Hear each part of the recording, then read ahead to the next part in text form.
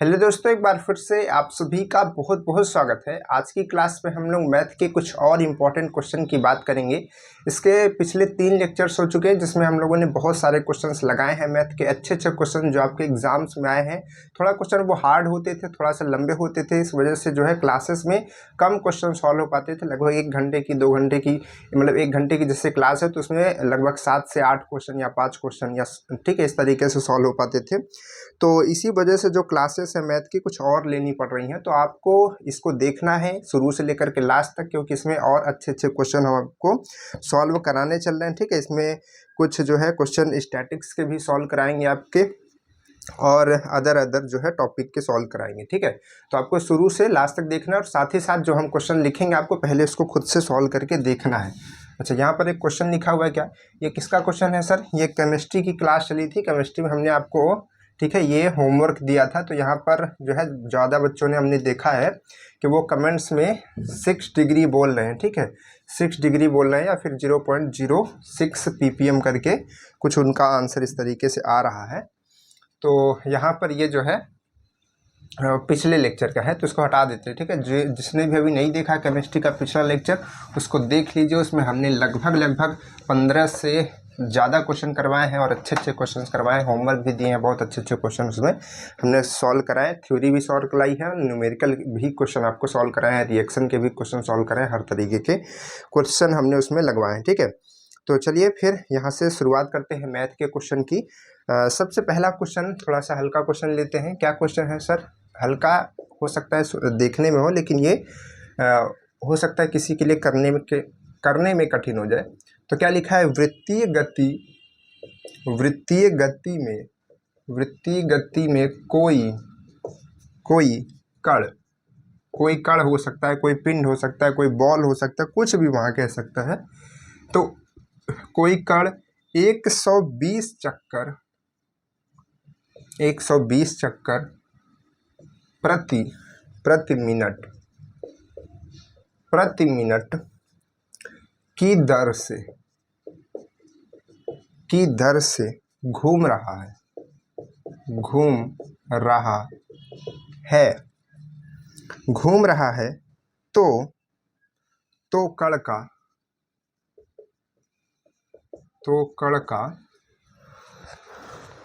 तो कण का क्या है यहाँ पर आपके पास में? तो कण का कोणीय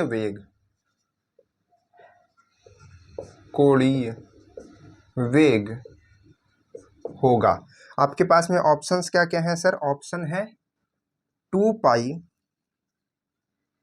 रेडियन पर सेकेंड, ठीक है, 2 पाई रेडियन पर सेकेंड, या फिर 4 पाई रेडियन पर सेकेंड, यानी कि 1 सेकेंड में 4 पाई रेडियन भी आपकी किसकी यूनिट होती है? एंगल की यूनिट होती है। ठीक है, जिसमें हम कन्वर्ट कर सकते हैं, जैसे कि हमारा जो डिग्री होता है उसको रेडियन में भी कन्वर्ट किया जा सकता है। ठीक है, और जो रेडियन होता है उसको डिग्री में भी वापस कन्वर्ट कर सकते हैं। तो यहाँ पर क्या है, जो रेडियन में वैल्यू दी है तो उसी तरीके से हम उसको सॉल्व करेंगे कि जो हमारी वैल्यू है वो किस में आए? रेडियन में। अगर वो वैल्यू जो है एंगल में आ भी जाती है तो हम उसको रेडियन में बाद में चेंज कर दें। ठीक है, RAD रेडियन। ठीक है, रेडियन आपने पढ़ा होगा, रेडियन तो आपने बहुत स्टार्टिंग में ही पढ़ा होगा। ठीक है, जैसा ही ट्रिग्नोमेट्री आपने स्टार्ट किया होगा ये सब पढ़ाया गया होगा। तो अब देखिए यहाँ पर 2 पाई 4 पाई 6 पाई और 8 पाई आपको करके जो है आंसर जो है ये दिया गया है। तो देखिए क्या कहा जा रहा है, क्वेश्चन कहा जा रहा है कि वृत्तीय गति में कोई कण, वृत्तीय गति कैसी होती है भाई? कोई सर्कल में जब हम कोई गति करते हैं, देखिए 2 तरीके की यहाँ पर गति आपको देखने को मिलती है। जैसे कि अगर कोई सड़क है, इस तरीके से सड़क है, इस पर कोई दौड़ रहा है, या फिर कोई भी पिंड, कोई भी चीज़ उस पर गति कर रही है, तो उसको हम लोग कहते हैं रेखीय गति। क्या कहते हैं? रेखीय गति। और यहाँ पर जब कोई चीज़ इसे इस तरीके से इस पर घूम रही होती है, ठीक है, सर्कल में, ठीक है, तो उसको हम क्या कहते हैं? कोणीय गति कहते हैं। ठीक है, उसको ओमेगा से डिफाइन करते हैं। ये जो कोणीय गति पूछा गया है इसको हम लोग किससे लिखते हैं? ओमेगा से। और ओमेगा का फॉर्मूला क्या होता है? यानी कि आपको सीधे सीधे अगर देखा जाए तो क्या पूछ रहा है? ओमेगा पूछ रहा है। ओमेगा थोड़ा W से ऐसा होता है, ऐसा मान लीजिए थोड़ा सा। ठीक है, W अगर ऐसा होता है तो वो थोड़ा ऐसा होता है ना, तो उसको बनाने का तरीका बता रहे हैं। ठीक, तो यहाँ से ओमेगा का जो फॉर्मूला आपका बन करके आता है ओमेगा का, वो आपका होता है 2 पाई N/60। ये आपको याद रखना है। क्या है ये? 2πn/60। और ये जो वैल्यू देता है आपका, ठीक है, यानी कि जब इसकी यूनिट आप देखेंगे तो इसकी यूनिट आपकी रेडियन पर सेकेंड में ही होती है, ठीक है। तो यही वैल्यू सीधे आप रख दीजिए फॉर्मूले पे, आपका जो है कन्वर्ट हो जाएगा। तो अब देखिए वृत्तीय गति में कोई कण गति कर रहा था, यानी किस तरीके से लगा रहा था चक्कर, ठीक है। तो 120 चक्कर प्रति मिनट, यानी कि 1 मिनट में वो 120 चक्कर लगा ले रहा था। तो चक्कर प्रति मिनट क्या हो गया आपका, चक्कर प्रति मिनट, ये हिंदी में लिखा हुआ है, अगर हम इसको थोड़ा कन्वर्ट करके लिखें तो आपको और अच्छे से क्लियर हो जाएगा। इसी को हम लोग आरपीएम कहते हैं। क्या कहते हैं, आरपीएम, राउंड पर मिनट। क्या कहते हैं, राउंड पर मिनट। राउंड मतलब चक्कर, पर मतलब प्रति, और मिनट मतलब मिनट, ठीक है। तो 1 मिनट में कितना चक्कर होता है, वही आरपीएम होता है, ठीक है। तो इसका आरपीएम, और आरपीएम यानी कि एन की वैल्यू, एन से ही हमेशा आरपीएम को डिनोट करते हैं। कहीं भी आप पढ़ेंगे आरपीएम को हमेशा एन से डिनोट करते हैं। ज़्यादातर आप कोई भी न्यूमेरिकल, अगर जैसे कि अभी आप इंजीनियरिंग में सिलेक्ट हो जाएंगे, कॉलेज में आ जाएंगे, तो यहाँ पर भी बहुत सारे आपको न्यूमेरिकल, 1-2 न्यूमेरिकल नहीं, बहुत सारे न्यूमेरिकल लगाने पड़ेंगे।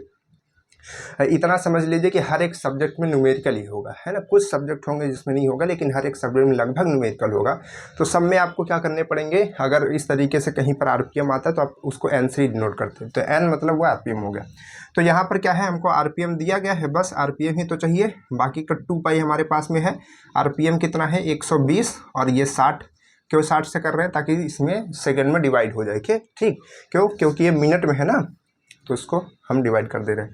तो अब यहाँ से क्या होगा, अब यहाँ से कट जाएगा, तो ये टोटल आ जाएगा 2π, और यहाँ पर 2, तो इसको आप मल्टीप्लाई करेंगे तो 4π, और 4π किस में, रेडियन पर सेकेंड।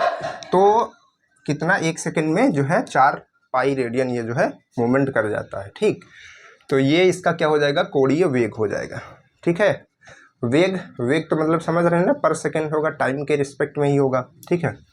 तो जैसे कि आप लिखते थे मीटर, तो वैसे ही कोण में जब कोई चीज़ वैल्यू ली जाती है, जैसे ऐसे समझिए, जैसे आप यहाँ से यहाँ तक आते हैं तो कहते हैं कि भाई मान लीजिए कि यहाँ से यहाँ तक कितना है, 4 मीटर है। तो इसमें अगर आप निकालते हैं, क्या निकालते हैं, वेग निकालते हैं, तो आप कहते हैं 4 मीटर पर सेकेंड, यानी कि 1 सेकेंड में 4 मीटर, ठीक है। लेकिन जब आप सर्कल में किसी चीज़ के वैल्यू को निकालते हैं, तो अगर मान लीजिए कि यहाँ से यहाँ तक का निकालना हो गया वैल्यू, तो ये सीधी वैल्यू तो है नहीं भैया, कि रेखा तो है नहीं, ये तो ऐसे कर्व में है, घुमा हुआ है।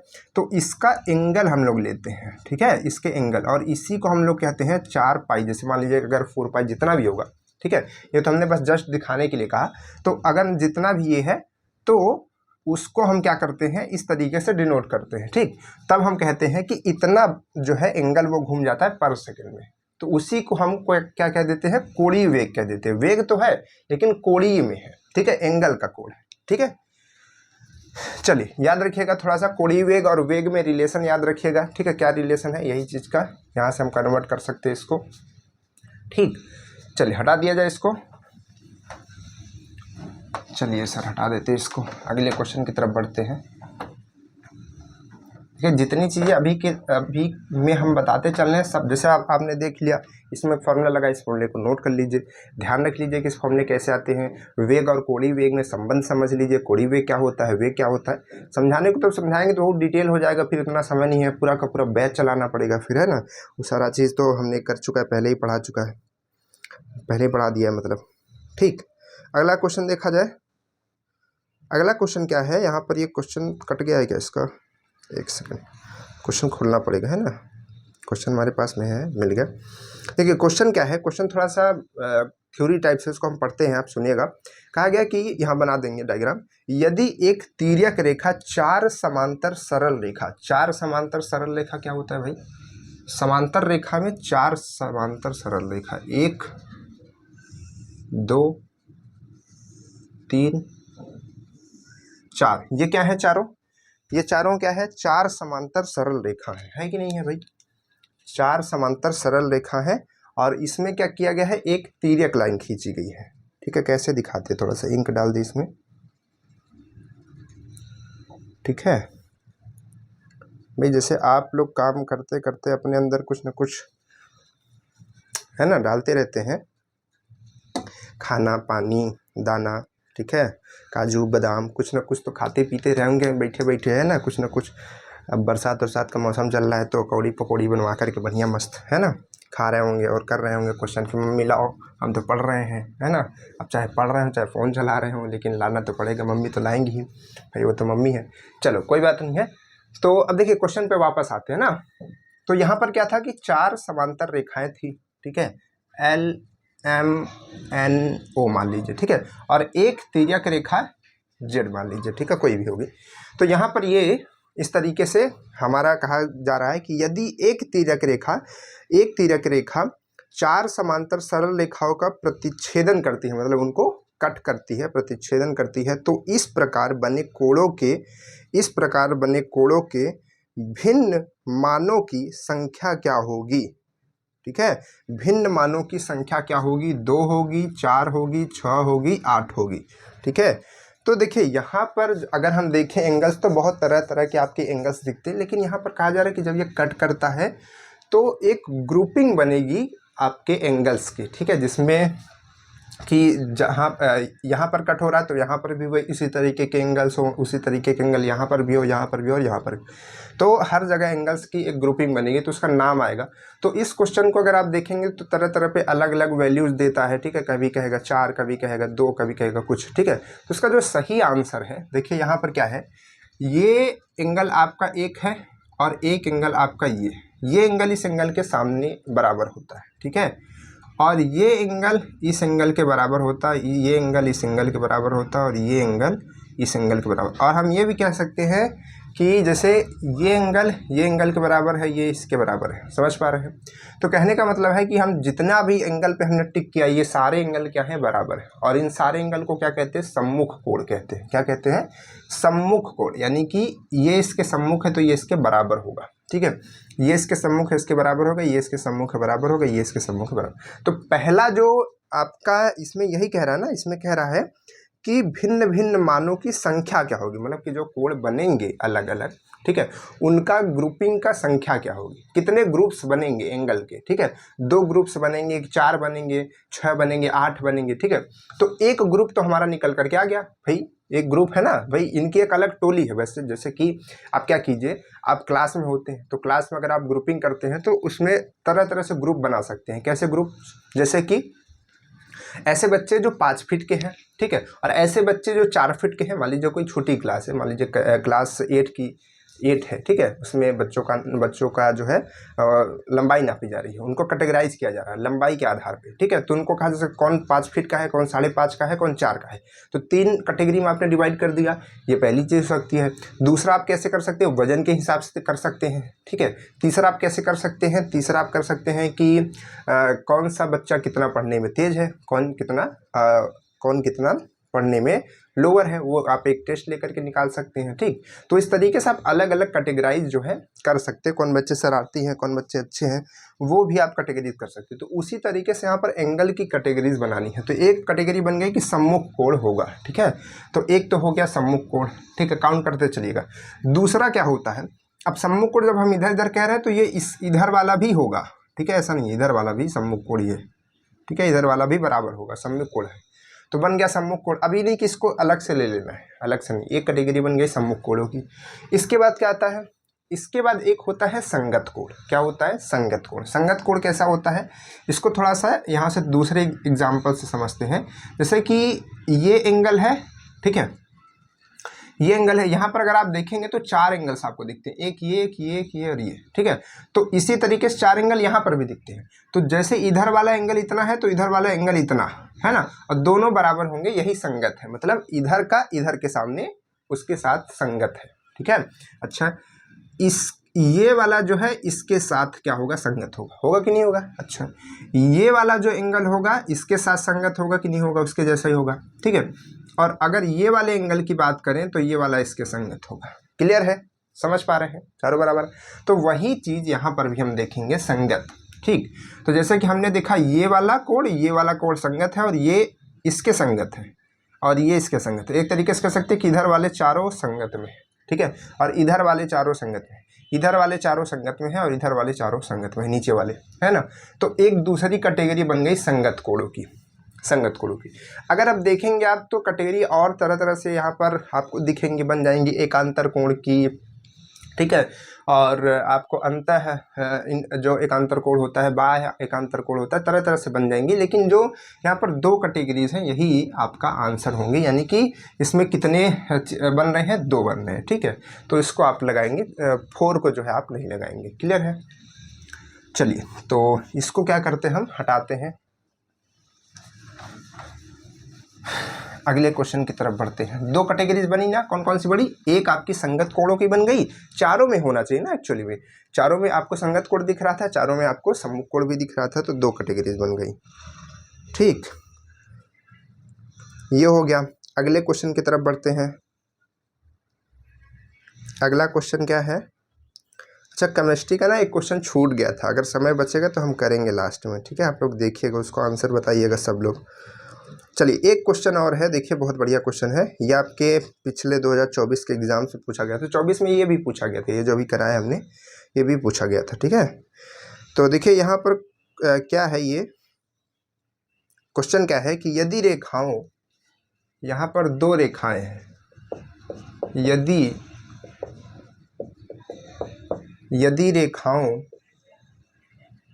के x + y + 8 = 0 और y + 3x = 5, ठीक है, के बीच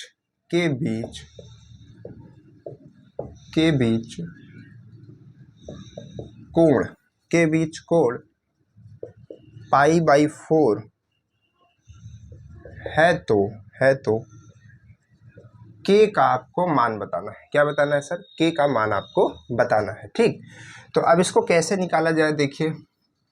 तो सबसे पहले जब भी इस तरीके का क्वेश्चन आए, आप तुरंत ही इसमें आप जो है, एक आपका एंगल निकालने का फॉर्मूला होता है, लेकिन उससे पहले आपको क्या चाहिए होता है? उससे पहले आपको स्लोप चाहिए होता है। ठीक है, दोनों जो हमारी रेखाएं हैं उनका स्लोप चाहिए होता है, यानी कि m की वैल्यू चाहिए होती है। तो इसको पहले हम कन्वर्ट करते हैं। ठीक है, अब इसको हटा देते हैं। आपको पता है ना कि कोण कितना है? कोण कितना था? π/4 था, π/4 ही था ना? कहाँ गया भाई? एक सेकंड। हाँ, π/4 था। ठीक है, आपको क्या बताना था? आपको बताना था के का ही मान बताना था सर, के का मान बताना था। ठीक है, आपको के का मान बताना था। एक सेकंड देख लेते हैं यार, क्वेश्चन इरेज कर दिए बिना देखे। आपको जो है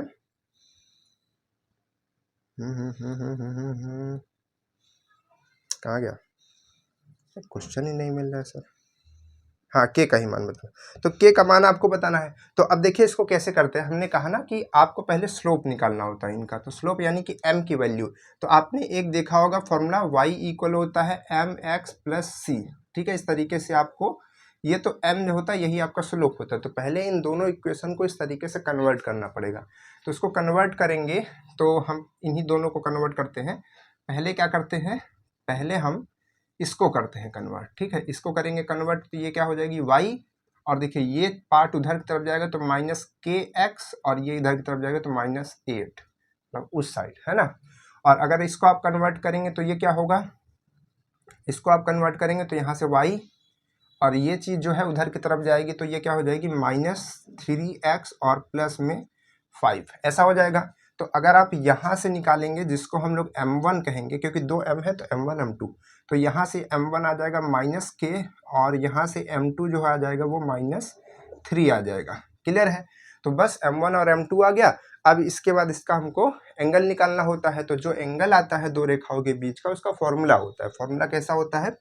फॉर्मूला आपका होता है tan थीटा इक्वल में मॉड के अंदर m1 - m2, सॉरी यहाँ पर मॉड नहीं रहेगा, यहाँ पर मॉड नहीं रहेगा, और उसके बाद 1 + m1 m2, ये करके आपका जो होता है ये फॉर्मूला होता है। ठीक, तो अब बस इसी पे हमको वैल्यूज रखनी है, तो वैल्यूज रखिए। चलिए, tan थीटा की वैल्यू आपको क्या दिया है, मतलब कि थीटा की वैल्यू, ठीक है, क्या दिया है? π/4।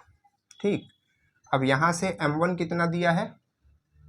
m1 आपका दिया है -k, और यहाँ से -3 दिया है, तो ये माइनस पहले से है तो माइनस, और माइनस क्या हो जाएगा? +3, और यहाँ से 1, और ये माइनस, ये दोनों माइनस में है, तो दोनों जब मल्टीप्लाई होंगे तो क्या हो जाएंगे? 3k हो जाएंगे टोटल, है ना। इतना हो जाएगा। अब आपको मालूम है कि जो tan हमारा π/4 है, इसकी यानी कि tan 45 की वैल्यू कितनी हो जाती है? 1 हो जाती है। ठीक, tan 45 की वैल्यू 1 हो जाती है। तो जब इसको हम सॉल्व करेंगे तो मॉड हटा करके इसको हम आगे की तरफ सॉल्व करेंगे तो इसका क्या करेंगे, क्रॉस मल्टीप्लिकेशन करेंगे, इसको 1/1 लिख सकते हैं। तो इसका इधर करेंगे और इसका इधर की तरफ मल्टीप्लाई करेंगे। तो चलिए करते हैं। इसका इधर की तरफ करेंगे तो -k + 3 और इसका इधर की तरफ करेंगे तो आ जाएगा 1 + 3k। ठीक है, इस k को उधर की तरफ भेज दीजिए, 1 को इधर की तरफ लाइए। तो यहाँ से क्या होगा, ये हो जाएगा 2, क्योंकि इधर ये घट जाएगा 1 आकर के, ये उधर जाकर जुड़ जाएगा तो 4k हो जाएगा, 4k है ना, 4k। ये दूसरा कुछ हो गया। ठीक है, तो ये तो क्वालिटी हो गई, लेकिन ये आपका 4k। तो यहाँ से अब आप क्या कर सकते हैं, k की वैल्यू निकाल सकते हैं। k की वैल्यू आपकी आ जाएगी, ये इधर की तरफ जाएगा तो 2/4 यानी कि 1/2 आपकी वैल्यू आएगी। ऑप्शन क्या क्या दिया था सर आपको, देखिए ऑप्शन हमको पहले लिखना चाहिए ताकि आप लोग कर रहे थे इसको सॉल्व। क्या है आपका आंसर, इसमें आपको दिया है 2/3 जहाँ तक हमको दिख पा रहा है, क्योंकि नहीं 2 नहीं है, 1 ही है, क्योंकि बच्चों ने लिखा हुआ है ना तो ऐसा क्लियर समझ नहीं आता। अब आपको ये दे भी नहीं सकते PDF, पता है ना क्यों नहीं दे सकते। और उसके बाद क्या है, -1/3 और यहाँ से क्या है, ये 2 ऑप्शन हो गए और एक ऑप्शन आपका है 1/2 और एक ऑप्शन है -1/2। ठीक है, मतलब एक में माइनस लगा, एक में प्लस लगा हुआ है। ठीक, तो यहाँ से आपका जो है ये प्लस वाला राइट हो जाएगा 1/2। ठीक, तो 1/2 जो है इसका k की वैल्यू आपकी आ जाएगी। क्लियर है। देखिए यहाँ पर जो है ये 1 रख रहे हैं tan थीटा का, यहाँ पर -1 भी अगर रखते हैं, ठीक है, तो ये वैल्यू 2 आती है, जो कि हमारे ऑप्शन में नहीं है, तो हम लोग यही वाली वैल्यू को कंसीडर करेंगे। ठीक, चलिए हटाएं इसको, चलिए हटा देते हैं सर। अगले क्वेश्चन की तरफ बढ़ते हैं। देखिए क्वेश्चन आपको ऐसे ही पूछे जाएंगे, जो आपके एग्जाम, जो आपके सिलेबस में दिए गए हैं उन्हीं के क्वेश्चन पूछे जाएंगे। क्वेश्चन थोड़ा सा घुमाए फिराएंगे, है ना, ऐसा नहीं कि आपको तुरंत आसान सा क्वेश्चन दे दिया जाएगा और आप कर लेंगे। ऐसा नहीं होने वाला है। ठीक, चलिए ये क्वेश्चन आपका हो गया, इसके बाद ये वाला भी हो गया, ये चक्कर वाला भी हो गया।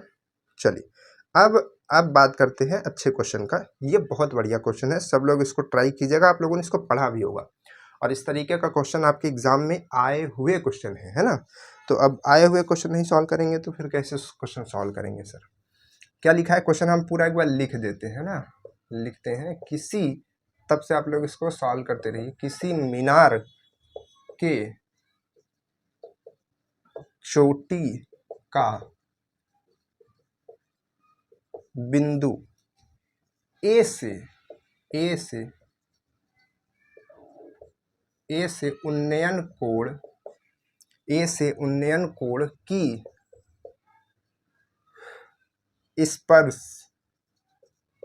स्पर्शज्या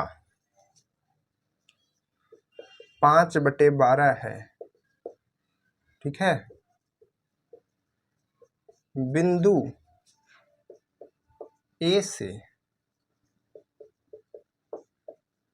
मीनार की ओर 192 मीटर चलने पर उन्नयन कोण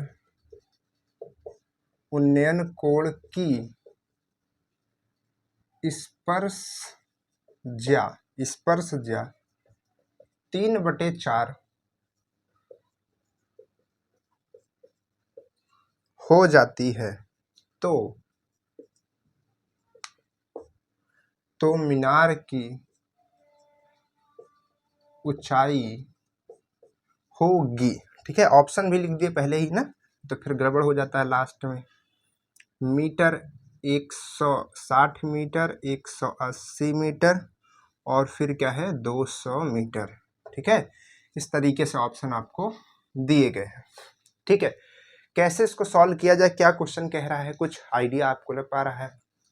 देखिए एक चीज हम आपको बताना चाहते हैं कि क्वेश्चन में मान लीजिए कि कभी आपको कोई ऐसा हिंदी वर्ड दे दिया हो जो आपको समझ नहीं आ रहा, मान लीजिए कि आप उसको कितना भी समझने की कोशिश कर रहे हैं लेकिन आपको वो समझ नहीं आ रहा है, तो उसके लिए आप क्या करेंगे, उसके लिए आप जो यहाँ पर आपका इंग्लिश का पार्ट होता है ना, इंग्लिश में भी क्वेश्चन लिखे होते हैं इंग्लिश वाले बच्चों के लिए, उसको देख लेंगे तो उसको देखने से आपको पता हो सकता है कि थोड़ा जानकारी हो जाए कि ये चीज़ इंग्लिश में इसको ये कहते हैं, तो आपको याद आ जाए कि इसको ये क्या होगा। ठीक है, जैसे कि आपका यहाँ पर एक वर्ड है स्पर्शज्या।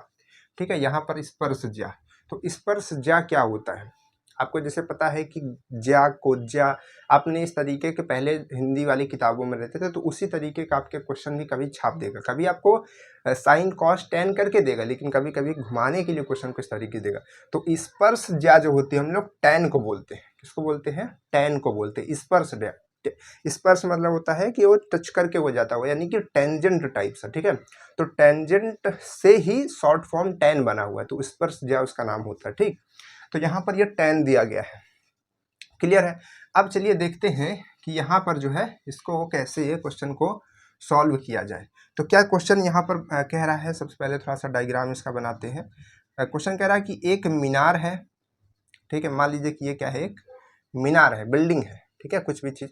अब यहाँ से कहा जा रहा है कि एक बिंदु से, इधर आपको दिख रहा होगा ना, ठीक है, एक बिंदु से इधर है ना, तो एक बिंदु से यहाँ पर मान लीजिए कि पॉइंट क्या है, ए है।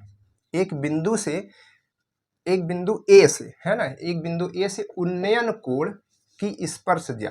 देखिए उन्नयन कोण क्या होता है, हमने आपको बताया कि उन्नयन कोण जब हम नीचे से ऊपर तरफ देखते हैं तो उन्नयन होता है, और नमन क्या होता है, जब ऊपर से नीचे की तरफ देखते हो तो नमन करते हैं। जब हम नमन करते हैं किसी चीज को तो नीचे की तरफ देखते हैं ना, तो नमन रहेगा तो ऐसे नीचे की तरफ वाला, और उन्नयन रहेगा तो ऊपर की तरफ वाला, नयन को ऊपर करके। ठीक है, तो यहाँ से क्या होगा, यहाँ से अगर हम इसको मैच कराएंगे तो ये यही कह रहा है ना कि इसकी मीनार की चोटी, ठीक है, मीनार की चोटी का ए बिंदु से यहाँ पर इसका जो है टेंजेंट कितना आ रहा है, 5/12 आ रहा है। क्लियर है, हमने बना दिया इसका।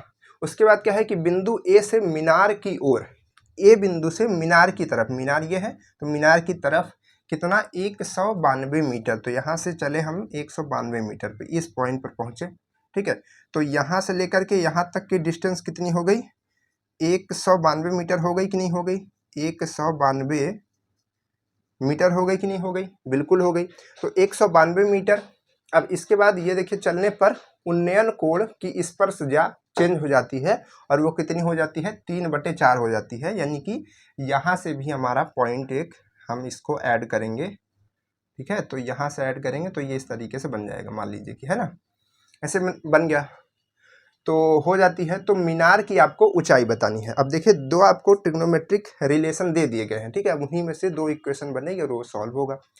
तो देखिए सबसे पहले हमको निकालना है ये h, इसकी हाइट, है ना, और हमको ये छोटा वाला भी मालूम नहीं। अगर ये मालूम होता तो हम बड़ी जल्दी काम कर लेते। तो हम क्या करते हैं, इस वाले को x मान लेते हैं, ये जो डिस्टेंस है इसको हम x मान लेते हैं। क्या मान लेते हैं, इसको हम x मान लेते हैं। तो इसको हमने x मान लिया, है ना।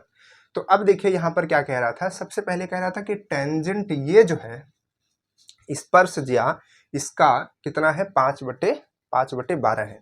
यानी कि जो हमारा टेंजेंट, यानी कि टैन जो है ना, टैन हमारा कितना है, मतलब कि ऐसे समझिए कि जो हमारा इसका टेंजेंट करके आएगा, जो इस पे एंगल बनेगा, एंगल तो लिखा नहीं है कि लिखा है, एंगल तो है नहीं, तो हम यहाँ पर एंगल को, क्योंकि ए पॉइंट पे है तो एंगल ए ही कह देते हैं ना, वो किसके बराबर है, 5/12 के बराबर है।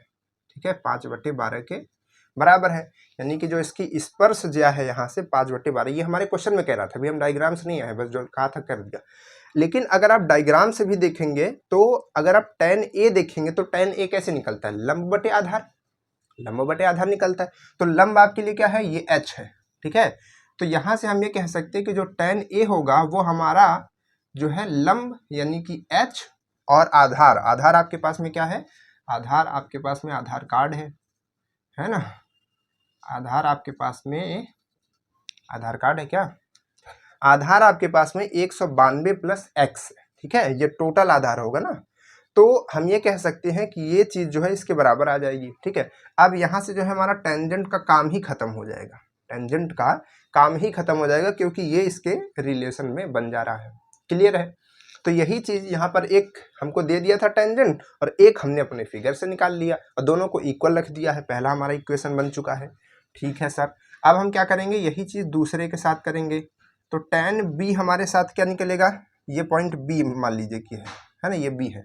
तो अगर हम tan b निकालेंगे तो हमको जो दूसरा स्पर्शज्या दिया है, ठीक है, इसके आने के बाद, तो इसके साथ देखिए आपकी हाइट तो वही है लेकिन आपकी जो बेस है वो कन्वर्ट हो गया है, तो इसीलिए तो स्पर्शज्या कन्वर्ट हो गई।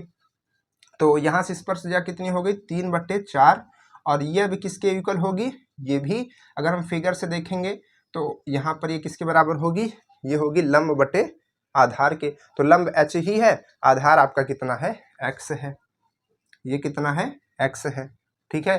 तो ये हमने रख दिया। अब हमारे पास में ये जो हमारा tan b था, इसकी वैल्यू यहाँ से फिर से खत्म, ठीक। तो एक इक्वेशन हमारे पास में ये बन गया, एक इक्वेशन हमारे पास में ये दूसरा बन गया। तो अब हम क्या करते हैं, थोड़ा सा इन चीज़ों को हटाते हैं, बाकी चीज़ें आप समझ गए ना, बस इसको आप सॉल्व करना है, h की वैल्यू आपकी आ जाएगी, ठीक। चलिए तो इसको हम क्या करते हैं, हटाते हैं और सॉल्व करते हैं। बाकी चीज़ें तो हमको कुछ दिया नहीं था अलग से, अब इसी इक्वेशन के बहाने हम इसको सॉल्व करेंगे। अब ये tan वाला हटा देते, ठीक है, इसका कोई काम नहीं रह गया है। चलिए ये ऑप्शन आपका रहेगा। तो अब क्या करते हैं, यहाँ से हम h की वैल्यू निकाल लेते हैं और उसी को रख देते हैं। तो यहाँ से अगर हम h की वैल्यू निकालेंगे तो x को इधर भेजेंगे तो यहाँ पर हो जाएगा 3x और अपॉन में 4 और इक्वल में h, ठीक है, आपको दिख रहा होगा इधर नीचे तक। तो ये आपकी h की वैल्यू सीधी सीधी आ गई। इसको इस पर रख दिया जाए तो अगर इसको इस पर रख देंगे तो आ जाएगा 5/12 और देखिए, और यहाँ पर वैल्यू रखनी है, क्या रखना है, 3x/4 और नीचे आपका कितना रहेगा, 192 प्लस x, इतना करके रहेगा। अगर आप इसको थोड़ा सा सॉल्व कर देंगे तो ये जो 4 है वो आपका नीचे आ जाएगा, यानी कि इसमें मल्टीप्लाई में आ जाएगा, है ना। तो इतना हो जाएगा, बस आप इसको थोड़ा सा सॉल्व कर लीजिए, या फिर क्रॉस मल्टीप्लाई कर देते हैं ना, क्रॉस मल्टीप्लाई, इसका इसके साथ, इसका, तो इसका इसके साथ करेंगे तो 12×3=36x, इसका इसके साथ करेंगे तो पहले तो 20, 4×5=20 आ जाएगा, और ब्रैकेट वाला भी तो अभी तो खोला ही नहीं है, ब्रैकेट वाला खोलेंगे तो फिर से मल्टीप्लाई होगा। चलिए अब इसको भी हटा देते हैं, नीचे इधर कुछ काम नहीं है।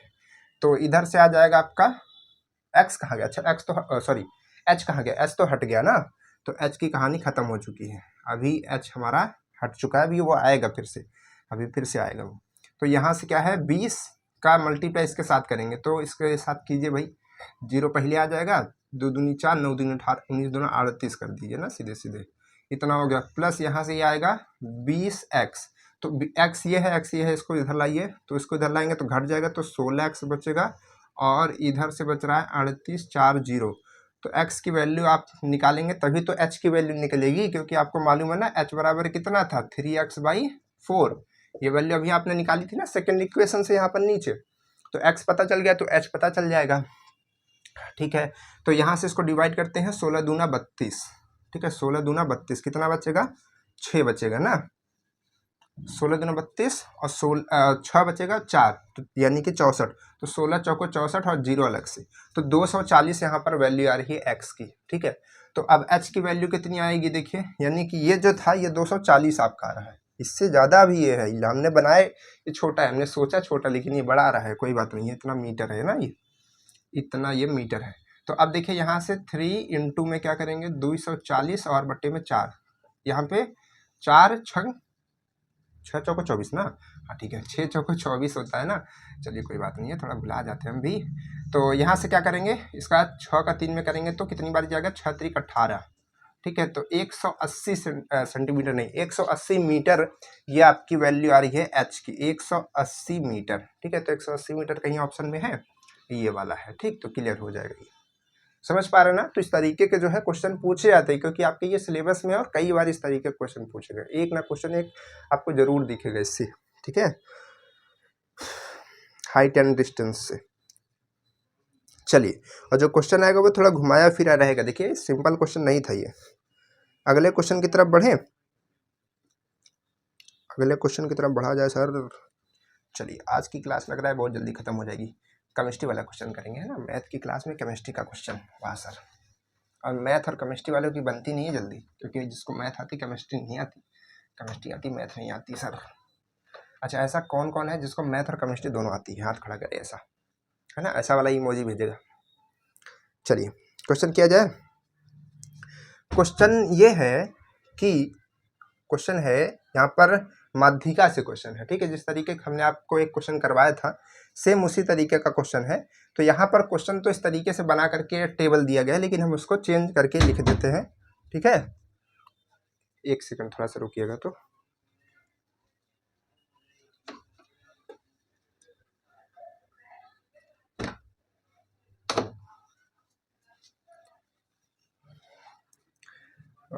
थोड़ा सा कोई बात नहीं है ना, दरवाजे पे कोई था।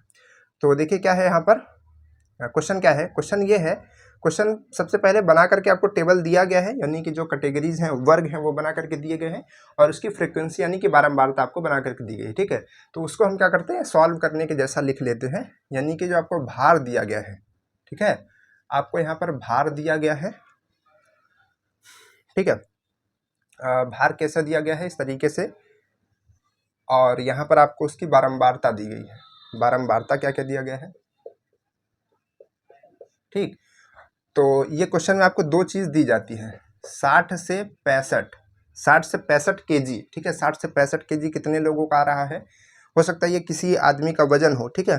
तो ये 11 लोगों का आ रहा है, और 65 से लेकर के 70 कितने लोगों का आ रहा है, 65 से 70 5 लोगों का आ रहा है, और यहाँ से 70 से 75 कितने लोगों का आ रहा है, 10 लोगों का आ रहा है, और 75 से 80 कितने लोगों का आ रहा है, 3 लोगों का आ रहा है, और 80 से 85 कितने लोगों का आ रहा है, 5 लोगों का आ रहा है, ठीक है। और 85 से 90 कितने लोगों का आ रहा है, 7 लोगों का आ रहा है। देखिए कितने वर्ग है, 2 वर्ग, इधर 2 2 2 4 2 6, 2 2 4 2 6, ठीक है। तो इतने आ रहे हैं। तो अब देखिए इतना बस आपको क्वेश्चन में देता है और कहता है कि क्या बताइए, माध्यिका बताइए, क्या बताइए, माध्यिका बताइए,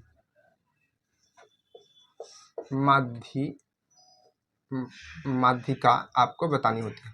माध्यिका का फॉर्मूला क्या होता है सर, माध्यिका का जो फॉर्मूला आपका होता है वो हमने आपको बताया था कि L1 और यहाँ पर L2 minus L1 by F, यानी कि जो उसकी उस वर्ग की फ्रीक्वेंसी होती है वो, और यहाँ पर n/2 माइनस एफ, ये हमने फॉर्मूला बताया था, आपने पढ़ा भी होगा, बेसिक है ना।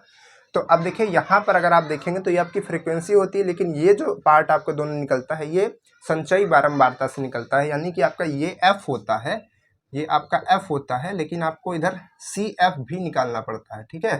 तो CF हम कैसे निकालते हैं सर, CF निकालने के लिए देखिए इसको यहाँ पर लिखे पहले, इसका प्लस इधर कीजिए, यानी कि कितना हो जाएगा, 16 हो जाएगा, इसको फिर इधर जोड़िए तो 26 हो जाएगा, इसको इधर जोड़ेंगे तो फिर कितना हो जाएगा, 2 9 हो जाएगा, फिर इसको इधर जोड़ेंगे तो यहाँ पर 3 और 4 हो जाएगा 34, इसको इधर जोड़ेंगे तो आपका ये 41 हो जाएगा, ठीक है। तो इस तरीके से इसको हम निकाल लेते हैं, बिल्कुल आसान होता है CF निकालना। तो अब देखिए यहाँ पर जो आपका ये CF आता है इसका हम लोग हाफ करते हैं, इसका तरह तरह से देखते हैं कि हम ये सम है विषम है, लेकिन ज़्यादातर आप हाफ करके नॉर्मली निकाल सकते हैं। तो इसको देखिए हाफ कितना आ रहा है, ठीक है, आधा इसको अगर आप करते हैं तो आधा करेंगे तो लगभग आपका ये 20 दूना 40 होता है, तो 20.5 के करीब आएगा, ठीक है। यानी कि n/2 आपका जो आएगा इसको हम लोग n/2 कहते हैं, तो n/2 आपका कितना आएगा, ठीक है, 41/2 अगर आप करेंगे तो ये आपका 20.5 के करीब आएगा, कितना आएगा, 20.5 के करीब आएगा, है ना। तो 20.5 के करीब आपका ये n/2 आएगा। तो अब देखिए कि ये जो है आपका है ये कहाँ पर है, यानी कि ये आपका ये 20.5 किस रेंज में आ जाएगा आपका। तो अगर आप देखेंगे तो यहाँ पर 16 है, ये तो ज़्यादा ही हो जा रहा है, इसी में आएगा, यानी कि ये वाली पूरी सीरीज आपकी मिलेगी, ठीक है। तो यही जो आपका वर्ग होगा 70 से 75 वो माध्यिका का वर्ग हो जाएगा, ठीक है। यहाँ से आपने निकाला ना ये, तो आपने देखा ये, तो आपको पता चल गया कि ये वर्ग आपका माध्यिका का वर्ग। तो इधर वाला जो होता है ये लोअर होता है, ये आपका एक सेकंड, ये माइक का वायर जो है फंस जा रहा है, कोई बात नहीं, ठीक है। तो अब देखिए यहाँ पर ये लोअर होता है, ये हायर होता है। तो अब देखिए L1 की वैल्यू आपको पता है ना कितना है, 70, उसके बाद क्या है यहाँ पर 75 माइनस 70, और फ्रिक्वेंसी इस पर कितनी है 10, तो यहाँ पर कीजिए 10 और यहाँ पे लाइए 21, सॉरी कितना आ जाएगा 20.5, और माइनस एफ आपका ये कौन सा होता है, ये CF होता है जिसके ऊपर का, ठीक है। तो ये आपका कितना है 16 है। तो अगर इसका हम कैलकुलेशंस देखें, ठीक है, तो कैलकुलेशन देखने क्योंकि जल्दी थोड़ा काम करना है ना, तो ये आपका आ जाएगा 5/10, और अगर आप इसको घटा देंगे 16 तो 4.5 यहाँ से करके आ जाएगा, ठीक है। तो कितना आ जाएगा, 4.5 यहाँ से करके आ जाएगा। तो अब क्या किया जाए, इसका मल्टीप्लाई कर दे क्या इसके साथ, 5 5 25 गड़बड़ हो जाएगा। चलिए छोड़िए, यहाँ पर 70 को 70 रहने देते हैं, इसको थोड़ा सा सॉल्व करते हैं थोड़ा सा। तो देखिए यहाँ से अगर देखेंगे तो ये 1/2 हो जाएगा आपका, 1/2 है ना, 1/2, और इसका फिर से हाफ कर दीजिए तो ये आपका हो जाएगा 2 और 2.5, तो इसको इसमें जोड़ दीजिए तो 72.25 आपका जो है बारंबार तो नहीं, माध्यिका जो है आ जाएगी। ऑप्शन क्या क्या दिया था, ऑप्शन आपको दिया था, ऑप्शन दिया था 67.5 किग्रा kg, ठीक है, और 70.00 kg, और उसके बाद 72.25 kg, और उसके बाद 75.00 kg, ठीक है। तो 72.25 आपका राइट आंसर हो जाएगा। क्लियर है। कौन कौन इस तरीके के क्वेश्चन आएंगे तो कर पाएंगे, क्योंकि इस तरीके का हमने 2 क्वेश्चन आपको बता दिए है ना माध्यिका निकालने का, जब आपको इस तरीके से सारणी बना करके दी जाती है तब। ठीक, चलिए इसको कर लीजिए। अब केमिस्ट्री के केमिस्ट्री के क्वेश्चन के लिए कौन कौन रुकना चाहेगा। बहुत बढ़िया क्वेश्चन है ना, छूट गया था, हमने उसको सोचा था करवाएंगे लेकिन पता नहीं कैसे छूट गया, है ना। अब देखिए इसमें क्वेश्चन है कि नहीं हुआ है, क्योंकि हो सकता है क्योंकि छूटने का बड़ा कारण यही होता है कि क्वेश्चन जो है इसमें अच्छा है। चलिए कोई बात नहीं है, क्वेश्चन है, किया जाए क्वेश्चन है केमिस्ट्री का क्वेश्चन। आप लोग आंसर बताएंगे कि हम बताएंगे, कौन बताएगा।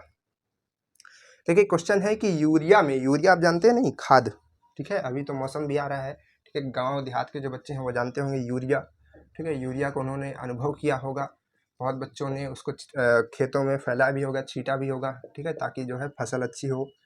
यूरिया में नाइट्रोजन, ठीक है, यानी कि आपका जो N2 है, या फिर N कह दीजिए ना, चलिए नाइट्रोजन यहाँ पर हम लिख ही देते हैं, नहीं तो फिर आपको कंफ्यूजन होता रहेगा।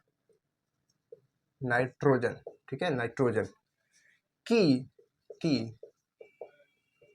प्रतिशत, आज आपका जो है प्रेजेंट ऑफ माइंड चेक होगा, ठीक है, किसको कितना याद रहता है। और ये क्वेश्चन ज़्यादातर जो है आपके गांव वाले बच्चों के लिए ज़्यादा है, ठीक है। तो क्या ऑप्शन लिखा जाए, ऑप्शन देख करके आपको बताना है, ठीक है, और ऑप्शन से आपको समझने की कोशिश करना है कि क्या इसका आंसर हो सकता है। 50.66%, 46.67%, ठीक है, 48.66%, और नन ऑफ दीज, ठीक है। सबसे इसको सॉल्व तो करेंगे ही, सॉल्व तो इसको किया ही जाएगा। इसका फॉर्मूला क्या होता है भाई, यूरिया का आपका फॉर्मूला होता है NH2 और उसके बाद CO और NH2, ये इसका फॉर्मूला होता है सिंपल सा, ठीक है।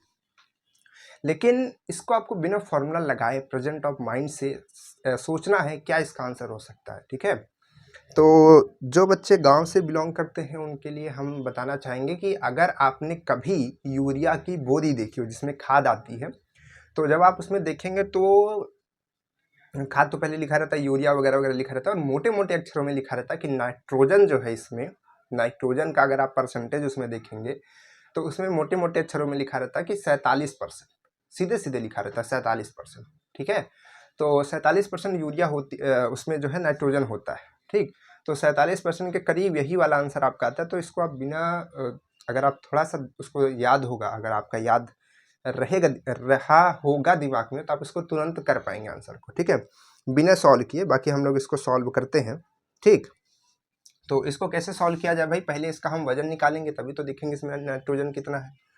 तो इसका वजन निकालिए भाई, नाइट्रोजन N, यानी कि आपका कितना हो जाएगा, इंक डाल लिया जाएगा कि थोड़ा सी बार बार ख़त्म हो जा रहा है, ठीक है। नाइट्रोजन का कितना होता है, नाइट्रोजन का आपका होता है 14। वो थोड़ा सा उठिए, वो खोल करके थोड़ा देखिए कौन,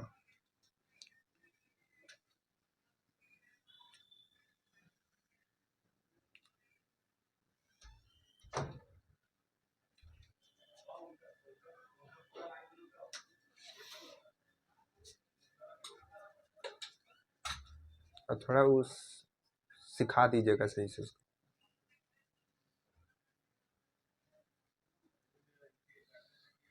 पता है क्लास रिकॉर्ड हो रही है, लेकिन शरारत करनी है बच्चों को।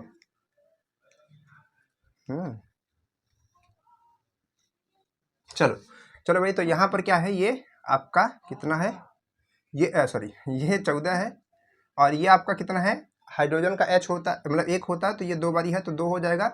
इसका ये क्या है, कार्बन है आपका, तो कार्बन का कितना होता है, 12 हो जाएगा आपका, और ऑक्सीजन का कितना हो जाएगा, 16 हो जाएगा, फिर से यहाँ पर 14 हो जाएगा, फिर से यहाँ पर 2। अब इन सबको क्या कर लेना है, आपको ऐड कर लेना है। सबको ऐड करेंगे तो कितना आ जाएगा भाई, देखिए इसको अब ऐड करने का भी तरीका होना चाहिए, 2 2 4 और इसको जोड़ दीजिए तो टोटल 20 आ गया है ना। 14 दूना 28, ठीक है, तो 14 दूना 28 कर दीजिए, प्लस में 12, तो 12 को इसके साथ मिला दीजिए तो 20, और इसको साथ में 2 कर देंगे, 30 10 40, और टोटल आ जाएगा आपका 60। तो यूरिया का कितना होता है भाई, यूरिया जो होता है आपका, इसका कितना आ रहा है, 60 आ रहा है। और अगर ये टोटल 60 आ रहा है, टोटल वैल्यू 60 है, अब इसमें अगर आप नाइट्रोजन केवल देखेंगे तो नाइट्रोजन आपका कितनी बार आ रहा है, 2 बार ही आ रहा है, एक बार यहाँ आ रहा है, एक बार यहाँ आ रहा है। तो नाइट्रोजन अगर आप देखेंगे, ठीक, इसमें से केवल नाइट्रोजन का देखेंगे तो ये कितना आ रहा है, 14 + 14, 2 बार आ रहा है ना, एक यहाँ का नाइट्रोजन और एक यहाँ का नाइट्रोजन, तो ये आपका हो जाएगा 28। अब आप इसमें परसेंटेज नहीं निकाल सकते, टोटल आपका कितना है, टोटल आपका 60 है, और जो आपकी वैल्यू निकालनी है वो कितना, 28।